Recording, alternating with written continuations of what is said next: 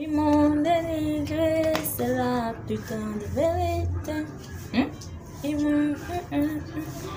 Bonjour tout le monde, j'espère que vous allez bien, j'espère que vous vous portez bien.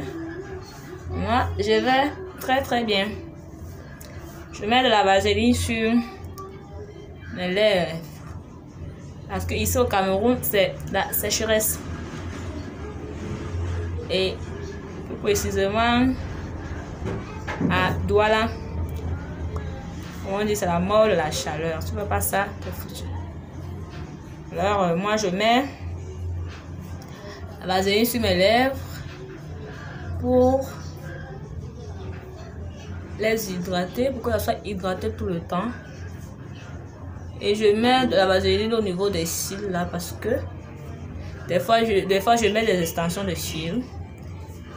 Et donc du coup, vous savez, des fois quand on met, il y a quelques cils naturels qui sautent. Donc pour que ça repousse vite et pour que ça ne donne pas une sensation d'avoir les yeux enflés, je mets de la vaseline. Ça rend ça souple et ça repousse plus vite. Je vais faire aussi pareil avec les sourcils. Quand je sors sous le soleil, comme tout à l'heure, je vais sortir sous le soleil, je fais comme ça. Des fois, je mets ici comme ça, au niveau des yeux, pour pouvoir me protéger des rayons ultraviolets du soleil. Voilà. Vous faites délicatement, les yeux sont à jour. Je fais délicatement. J'aurai l'impression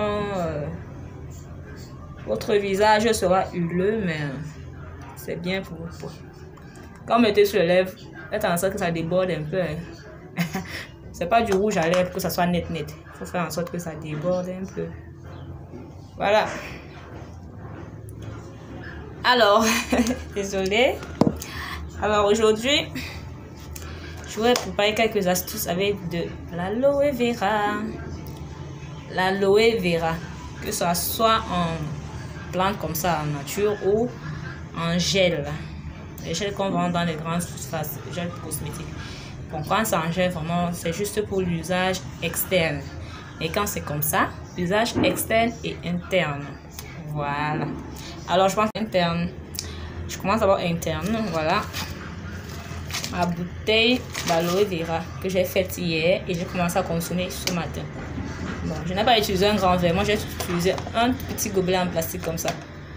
Pour ça, c'est pour moi. Vous pouvez utiliser un grand verre.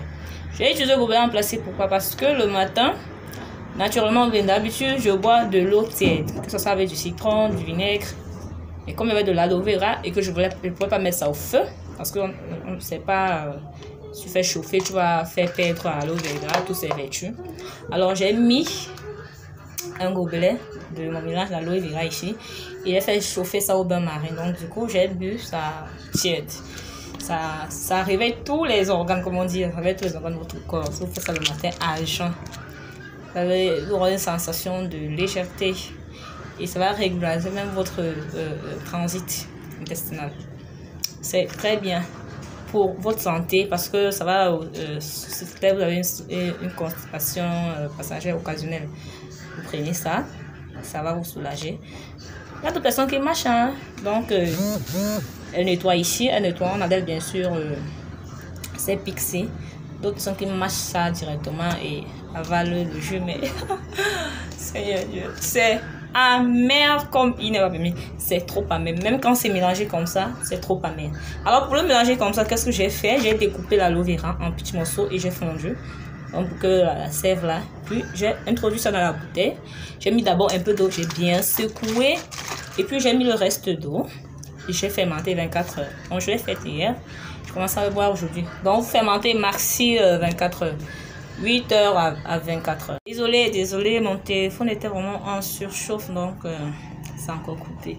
Donc, j'ai dû abandonner, je suis sortie, puis je suis revenue. Bon, bref. Je disais tantôt que si vous avez le palu, comme ici chez nous en Afrique, surtout en Afrique sud-saharienne, c'est sud-saharien, voilà, tropical, en Afrique tropicale, c'est mieux. On a souvent des problèmes de palu, de grippe et consorts. Voilà. Donc, si vous faites de ce mélange, ce jus d'aloe vera comme ça, cette potion, cette coction, prenez un verre matin, midi, soir si vous voulez. Mais moi, je prends un verre matin et le soir. Matin à jeun et le soir au coucher. Donc, c'est ça qui doit être en dernière position dans votre organisme et en première position dans votre organisme. Ça veut du temps, vous pouvez prendre ça en milieu de journée aussi. Alors, moi, j'aime prendre des trucs tièdes comme je vous ai tantôt. Bon, j'ai tiédi et j'ai bu le matin. C'est extrêmement amer, mais vous pouvez y arriver. Vous pouvez y arriver. C'est extrêmement amer, mais vous pouvez arriver. Même ceux qui sont diabétiques, vous pouvez faire de cette coction-là. Prenez un verre matin, ça va réduire le taux de glucose. Soit vous nettoyez, comme je vous ai montré, vous découpez en petits morceaux, vous mixez et vous prenez de ce jus. Je vous assure que c'est pas une partie de plaisir, c'est vraiment, mais réellement amer. Mais bon, quand on veut la santé et son bien-être, il faut tout supporter. Ma mère disait toujours, pour être belle, il faut souffrir pour rester belle. Bon, voilà. Alors, même pour les gens qui ont, comme je disais, une constipation occasionnelle, vous prenez d'autres mâches. Moi, je ne peux pas marcher. Prenez un verre comme ça, vous faites le jus, pardon, c'est le vent et le rideau. Vous faites du jus d'aloe vera et vous consommez. Mais pas en excès. Donc, vous pouvez prendre ça quand vous ressentez que vous avez une constipation occasionnelle. Prenez ça là, du coup, mais que ça ne devienne pas, prenez pas ça régulièrement. Donc, ne prolongez pas le traitement parce que ça va créer autre chose. Voilà. Maintenant, pour l'utilisation externe, que ce soit en bio comme ça, que ce soit en gel qu'on vend dans des cosmétiques, dans des grandes surfaces, vous pouvez l'utiliser pour le problème de brûle. Des fois, vous faites la cuisine, l'huile, vous brûlez, ou bien le couvercle de la marmite, ou bien la casserole même, vous brûle. Alors, prenez l'aloe vera, fondez, vous recueillez son gel, le gel. Entre cette truc, il y a son gel, il y a trop de lumière, vous ne voyez pas. Il y a le gel, prenez le gel et vous mettez sur la partie concernée pour les brûler. Vous allez voir, ça va vite sécher la brûlure et cicatriser. Pour les gens qui ont le problème de vergeture, ou comme femmes, prenez toujours, vous fondez l'aloe vera en deux, au niveau du gel, et vous frottez sur les vergetures, la partie à traiter. Vous allez voir que ça va atténuer l'apparence des cicatrices. Et si vous l'utilisez pendant longtemps, ça va commencer à faire disparaître vos vergetures. Si vous voulez mélanger avec du beurre de karité, c'est encore meilleur. Voilà.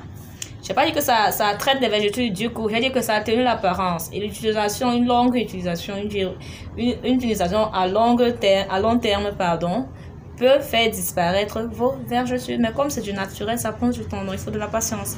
Combien de temps? Je ne sais pas. Voilà. Ah là.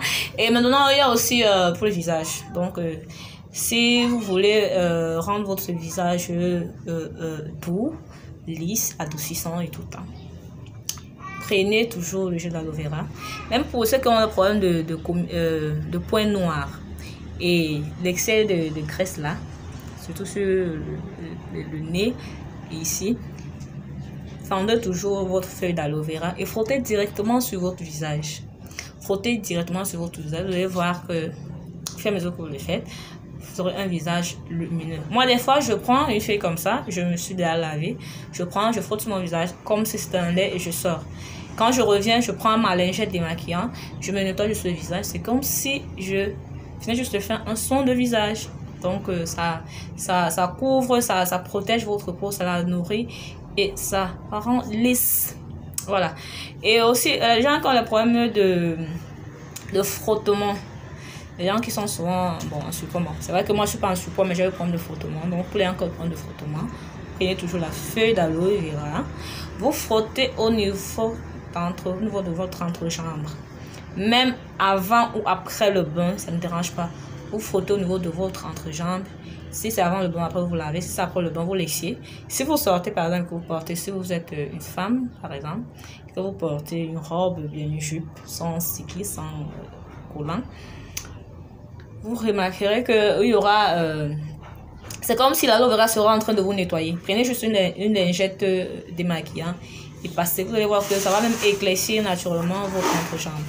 Donc l'aloe vera est très efficace. Vous pouvez aussi utiliser comme gommage. Donc, vous fendez, comme je vous ai donné l'astuce pour lisser le visage.